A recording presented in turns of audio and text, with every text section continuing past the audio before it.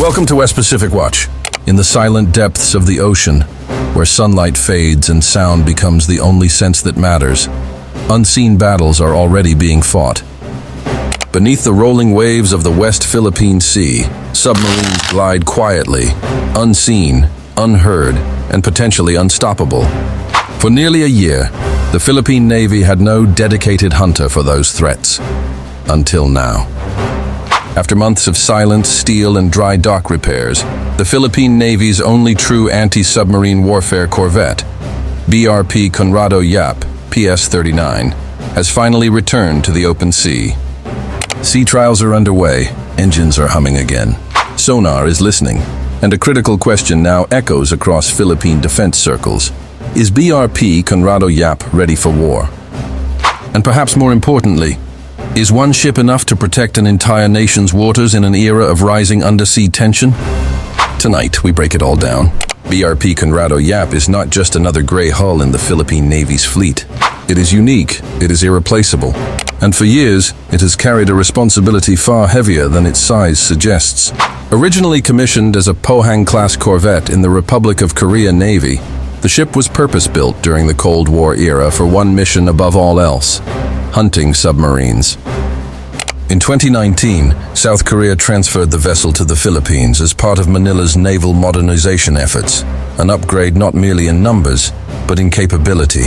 When BRP Conrado Yap joined the fleet, it instantly became the only Philippine Navy ship designed specifically for anti-submarine warfare, the only surface combatant with dedicated ASW sonar systems, the only platform capable of deploying depth charges and lightweight torpedoes.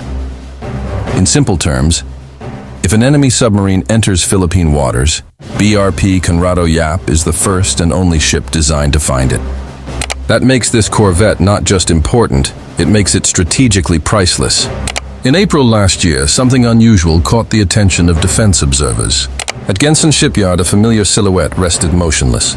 It was BRP Conrado Yap, dry-docked, silent, out of service. Naval analyst and ship observer John Abu was among the first to spot the corvette undergoing extensive maintenance, an image that sparked concern across defense circles. Why?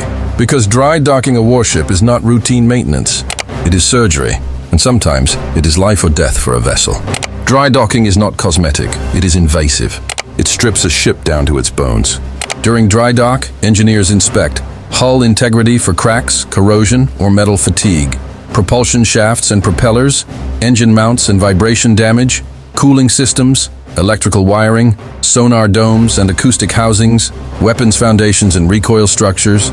For a ship like BRP Conrado Yap, already decades old, this process is not optional. It is essential. Years of continuous patrols, tropical waters, salt corrosion, and mechanical stress had taken their toll. Without dry dock repairs, the ship risked becoming noisy underwater, mechanically unreliable, blind to submarines, or worse, unsafe for its own crew. And so, for nearly one full year, the Philippine Navy accepted a difficult reality. Its only submarine hunter would be offline. During that year, the Philippines had surface patrols, Coast Guard cutters, and frigates. But what it lacked was underwater awareness. Modern naval conflict is no longer about what you see. It is about what you hear. Submarines do not announce themselves. They do not raise flags. They do not broadcast warnings. They listen, they wait. And when the time comes, they strike without warning. In contested waters like the South China Sea, where multiple regional powers operate submarines, this vulnerability is profound. Above the waves, tensions are visible. Coast Guard standoffs, water cannon incidents, maritime militia swarms, warship shadowing, fighter jets roaring overhead. But below the surface, an entirely different game is being played. Chinese submarines, both nuclear and diesel-electric, are known to operate throughout the South China Sea.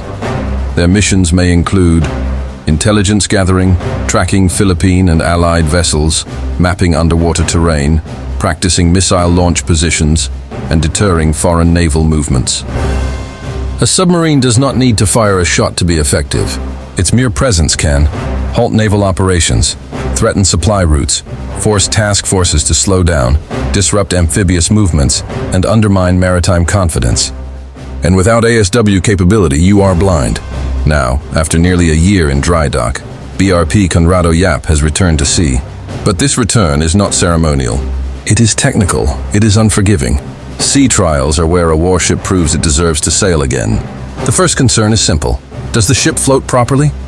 Engineers monitor water tightness, structural stress, hull vibration at speed, stability during turns, and shock absorption.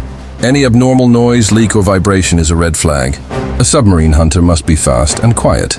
Sea trials test maximum speed, acceleration, fuel efficiency, turning radius, and emergency stops. A noisy engine is a liability. A vibrating shaft is a sonar nightmare. Every decibel matters. This is the heart of BRP Conrado Yap. Its sonar systems are tested for detection range, target classification, false contact filtering, performance at different depths, and noise discrimination. The ship must be able to tell the difference between a whale, a merchant ship, ocean currents, and a submarine. Mistakes here can mean disaster. Finally, the teeth. The ship's weapon systems are checked for gun alignment, fire control accuracy, depth charge deployment mechanisms, and torpedo guidance interfaces. Even in simulated firings, precision matters. Because in real combat, there are no second chances. Critics may argue, one corvette cannot stop submarines. And they are not wrong. But they are not entirely right either. Because ASW is not about destruction alone. It is about denial. The presence of BRP Conrado Yap forces any hostile submarine commander to assume they may be detected, they may be tracked, and they may be engaged. That uncertainty changes behavior. It pushes submarines deeper. It limits maneuvering. It reduces effectiveness. It buys time. And time is everything in naval warfare. Imagine this. A Philippine Navy task force is patrolling the West Philippine Sea. Intelligence reports suggest unusual underwater activity near a critical sea lane. A merchant vessel reports unexplained sonar anomalies. The call is made. BRP Conrado Yap, investigate. The corvette alters course. Engines reduce speed, sonar goes active. A faint return. Barely noticeable, but consistent. The sonar operator marks it. Speed.depth. Bearing. The contact behaves like a submarine. Is it friendly? Is it foreign? Is it military? The acoustic signature is analyzed. Blade count. Engine harmonics, cavitation patterns. The conclusion becomes clear. This is not a civilian vessel. The ship maneuvers carefully, maintaining contact, predicting movement. Anticipating evasive actions, every move is calculated. In a real scenario, options include active sonar pings, depth charge patterns, torpedo deployment. Even a simulated attack sends a message, you are not welcome here. As capable as BRP Conrado Yap is, reality remains. One ship cannot cover thousands of kilometers of coastline, multiple contested zones, simultaneous threats. The Philippine Navy knows this, which is why ASW expansion is no longer optional. The Philippine Navy's Corvette Acquisition Program, CAP, is designed to address this gap. Planned features include modern hull designs, advanced sonar suites, helicopter integration, towed array sonar, networked combat systems. These new corvettes will not replace BRP Conrado Yap. They will multiply its effectiveness. Combined with maritime patrol aircraft, sonobuoys, allied intelligence sharing, joint exercises, the Philippines can finally build a credible underwater defense posture. The return of BRP Conrado Yap is more than maintenance complete. It is a reminder that maritime defense is not visible. Deterrence often happens in silence. National security depends on preparation, not reaction. In an era where submarines shape the balance of power, the Philippines cannot afford to ignore the depths. BRP Conrado Yap sails again. Listening, watching, guarding the unseen. It may be one ship, but for now it carries the weight of an entire nation's underwater defense. The question is no longer whether this corvette matters. The real question is, how fast can the Philippines build the fleet it truly needs? For more in-depth updates on the Philippine Navy, maritime security, and Indo-Pacific defense developments, but to truly understand why BRP Conrado Yap matters, we must go deeper.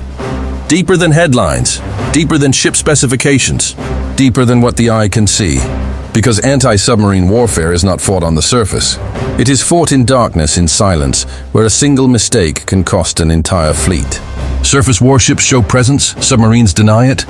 A single submarine, properly positioned, can shadow an entire naval task group, threaten ports without entering them, interdict fuel and supply routes, hold coastal cities at risk, force enemy ships to slow down or reroute, and most dangerously, a submarine does all this without being seen. In modern naval warfare, submarines are not support assets. They are strategic weapons. This is why even the world's most powerful navies invest billions in ASW. And this is why a ship like BRP Conrado Yap, despite its age, remains critically relevant. The Philippines is an archipelago of more than 7,600 islands. Its lifelines are the sea, fuel, food, trade, military reinforcement. All of it moves over water. This geography is both a strength and a weakness. Because while surface threats can be monitored by radar and satellites, underwater threats exploit gaps. Long coastlines, narrow straits, deep channels, complex seabeds, perfect hiding places for submarines. Without strong ASW capability, an adversary does not need to invade. They only need to wait. Imagine a crisis scenario. No missiles launched, no ships sunk, no aircraft shot down. Instead, merchant vessels begin reporting strange sonar contacts. Fishing boats avoid certain waters. Insurance premiums spike. Shipping companies reroute. Ports slow down. Fuel prices rise. Public confidence erodes. All without a single shot fired. This is the power of undersea dominance.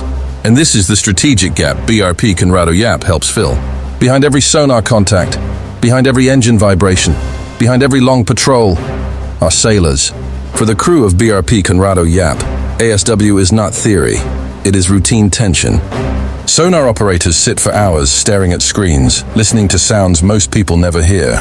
Engineers monitor noise levels constantly, because too much vibration could reveal the ship's position. Commanding officers make decisions with incomplete information, knowing a submarine might be listening back. This is one of the most psychologically demanding forms of naval warfare. You fight an enemy you may never see.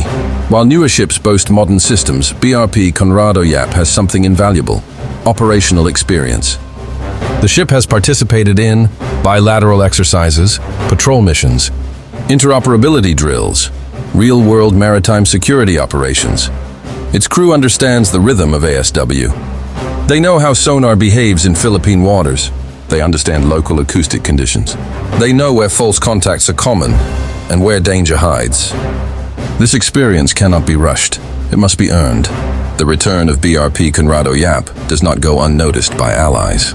For partners like the United States, Japan, Australia, South Korea, Philippine ASW capability matters. Why? Because undersea warfare is collective. One ship detecting a submarine can cue maritime patrol aircraft, allied surface combatants, intelligence fusion centers. In a real conflict, BRP Conrado Yap would not operate alone. It would be a node in a larger network, and networks win wars. China's naval modernization has been rapid and quiet. While aircraft carriers dominate headlines, submarines are the real backbone of sea denial strategy. China operates nuclear-powered ballistic missile submarines, nuclear-powered attack submarines, advanced diesel-electric submarines with air-independent propulsion. These platforms are designed to operate in the South China Sea, which means ASW is no longer optional for the Philippines. It is existential. History is clear. Nations that ignore ASW pay a heavy price. In past conflicts, submarines have cut off island nations, sunk superior fleets, forced early capitulations, changed the outcome of wars. The lesson is simple. You do not prepare for submarines after they appear. You prepare before. This is the question few want to ask. If BRP Conrado Yap were unavailable, the Philippine Navy would have no dedicated ASW surface combatant, limited sonar coverage, reduced deterrence, increased reliance on allies. That is not sovereignty. That is vulnerability, which is why its return to service matters far beyond symbolism. BRP Conrado Yap is a bridge capability. It buys time to train, time to acquire, time to modernize. But time is not infinite. Every year without additional ASW platforms increases risk. The ocean does not wait, neither do submarines. Naval modernization is not about headlines. It is about consistency. Funding must be sustained. Training must be continuous. Maintenance must be prioritized. Doctrine must evolve. One ASW ship is a start. A fleet is the goal. When BRP Conrado Yap sails, it sends a message. To adversaries, we are listening. To allies, we are contributing. To Filipinos, we are defending. And sometimes that message, quiet but firm, is enough to change behavior. In the depths of the West Philippine Sea, where sound travels farther than sight and silence is deadlier than fire, BRP Conrado Yap listens. It listens for threats unseen. It listens for movements unheard. It listens so the nation can sleep easier. It is not the newest. It is not the biggest. But right now, it is indispensable. One for continued deep dive analysis on maritime security, naval power, and the shifting balance in the Indo-Pacific. This is West Pacific Watch. Stay alert, stay informed, and stay with us.